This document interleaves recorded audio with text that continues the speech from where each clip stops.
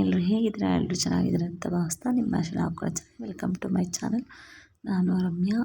ಇವತ್ತೇನಪ್ಪ ready ಆಗಿಬಿಟ್ಟು ಎಲ್ಲಿಗೆ ಹೋಗ್ತಿದ್ದಾಳೆ already ತಮ್ಮನೇಲಿ ನೋಡಿರ್ತೀರ. ಇವತ್ತು ನಾವು ಕಬ್ಬನ್ ಪಾರ್ಕಿಗೆ ಹೋಗ್ತಿದ್ದೀವಿ, ಯಾಕಂದರೆ ಫ್ಲವರ್ ಶೋ ಇದೆ 27th 7th ಡಿಸೆಂಬರ್ 7 ಇದೆ. ಹಾಗಾಗಿ ನೋಡ್ಕೊಂಬರೋಣ. ಅಂದರೆ ಪ್ರತಿ ಸರಿ ಲಾಲ್ಬಾಗಿ ಎಲ್ಲ ಹೋಗಿದ್ದೀವಿ. 4 ವರ್ಷದಿಂದನೂ ಕಬ್ಬನ್ ಪಾರ್ಕಲ್ಲಿ ಫ್ಲವರ್ ಶೋ ಮಾಡ್ತಿದ್ರೆ ನಾನು ಇದೇ ಫಸ್ಟ್ ಟೈಮ್ ಹೋಗ್ತಾ ಇರೋದು.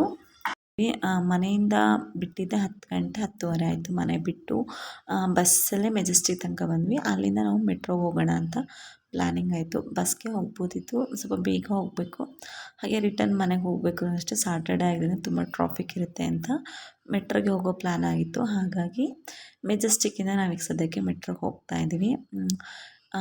ಕೆಳಗಡೆ ರೂಮ್ ಅಕ್ಕ, ಓನರ್, ನಾವೆಲ್ಲರೂ ಹೋಗ್ತಿದ್ವಿ. ಒಂಥರ ಖುಷಿ ಆಗುತ್ತೆ.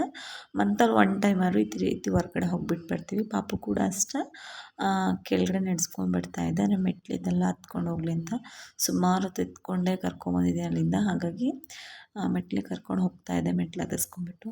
ಇನ್ನೇನು ಮೆಟ್ರೋ ಸ್ಟೇಷನ್ ಕೂಡ ರೀಚ್ ಆದ್ವಿ. ಇಲ್ಲಿಂದ ಕಬ್ಬನ್ ಪಾರ್ಕಿಗೆ ಹೊರಡಬೇಕು.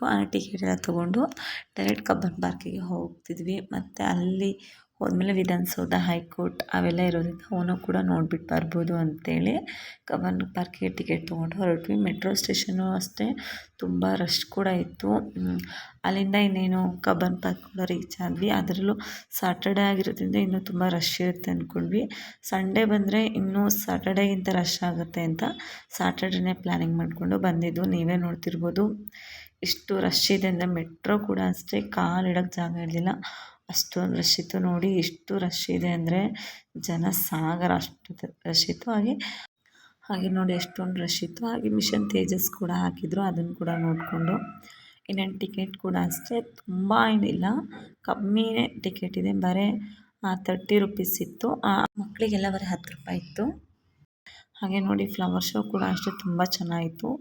ಒಂದು ಕಡೆಯಿಂದ ನೋಡ್ಕೊಳ್ತಾ ಹೋಗಬೇಕಾಗಿತ್ತು. ಹಾಗಾಗಿ ಅದರಲ್ಲೂ ರಶ್ ಇತ್ತಲ್ವ, ಅಷ್ಟು ನೀಟಾಗಿ ವೀಡಿಯೋ ಎಲ್ಲ ಮಾಡ್ಕೊಳಕ್ಕಾಗಲಿಲ್ಲ.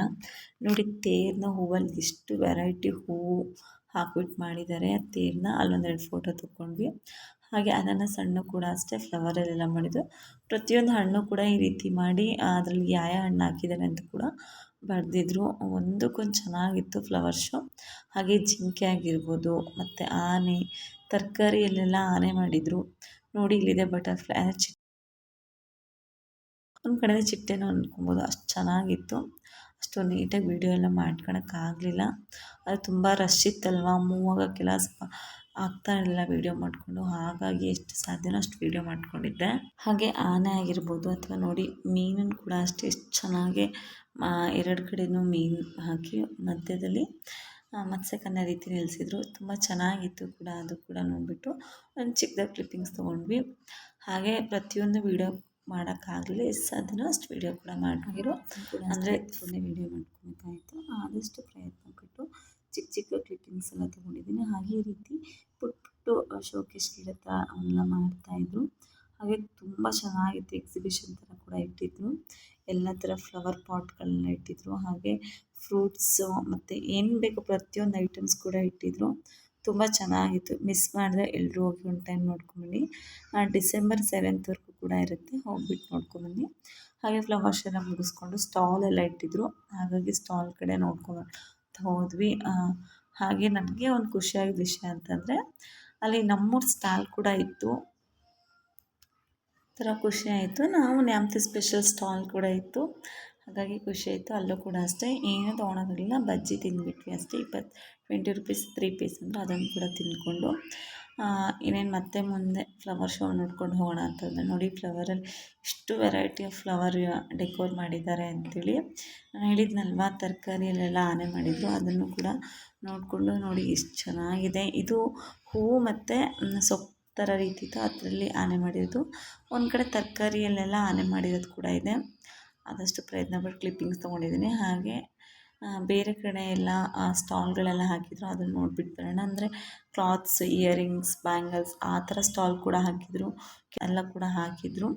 ಹಾಗೆ ಒಂದು 10 ನಿಮಿಷ ಕೂತ್ಬಿಟ್ಟು ಹೋಗೋಣ ಅಂತ ಕೂತ್ಕೊಂಡ್ವಿ. ಓಡಾಡಿ ಸಕ್ಕ ಸುಸ್ತಾಯಿತು. ಹಾಗಾಗಿ ಒಂದು 10 ನಿಮಿಷ ಕೂತ್ಬಿಟ್ಟು ಹೋಗೋಣ, ಹೆಂಗೋ ಪಾರ್ಕ್ ಥರ ಇದೆ ಅಲ್ವ, ಹಾಗಾಗಿ ಅಂತ ಕೂತ್ಬಿಟ್ಟು ನೋಡಿ ಮುಂದೆ ಹೋದ್ಮೇಲೆ ಸ್ಟಾಲೆಲ್ಲ ಮುಗಿಸ್ಕೊಂಡು ಫಿಶ್ ಆಗಿರ್ಬೋದು, ಮತ್ತು 2 ಕೋಳಿ ಹಾಕಿದ್ದಾರೆ ನೋಡಿ, ರೈತ, ಟ್ಯಾಕ್ಟ್ರ್ ಇವನ್ನೆಲ್ಲ ಕೂಡ ಫ್ಲವರಲ್ಲೇ ಮಾಡಿದರು. ಒಂಥರ ಖುಷಿ ಆಯಿತು ನೋಡೋದಕ್ಕೆ, ತುಂಬ ಚೆನ್ನಾಗಿ ಕೂಡ ಇತ್ತು.